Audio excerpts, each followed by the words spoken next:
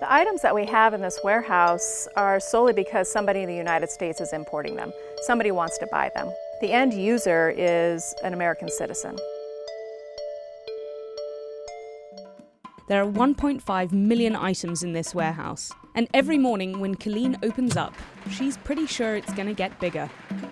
We are the end facility for wildlife items that have been seized as they've been imported into the United States. And it might seem crass, but one question does pop up a lot. How much is this stuff actually worth?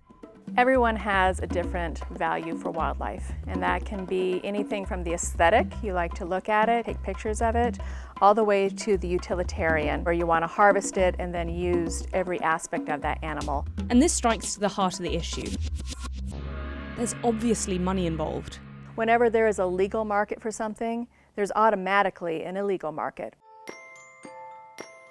We are losing elephants every 15 minutes to poaching, solely for their ivory. Anything from $730 to $2,500 per kilo. That's before they're turned into figurines and jewelry. Rhino horn currently is more valuable than diamonds and cocaine. It's $60,000 per kilo. These are rhino feet storage. And this is medicine. Pangolins seem to have a whole set of uses. Currently, that is the most trafficked species in the world. And in the past decade, 2.7 million have been killed. We don't like to place a value on the wildlife as a product. So sure, we can talk about black market costs or short-term costs, but basically, by virtue of these things being actually illegal, there is no worth, other than jail time. What I'm concerned with is the legality of the items that you have, and how is that affecting wildlife populations worldwide? Because it can depend on how you define worth. According to the World Bank, these crimes inflict damage on developing countries worth more than $70 billion a year. One study incorporating the economic impact of tourism priced a living elephant at 76 times a dead one.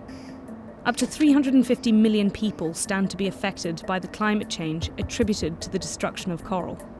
The wildlife trafficking aspect of it is an additive effect for some species, and our Native American species are no exception.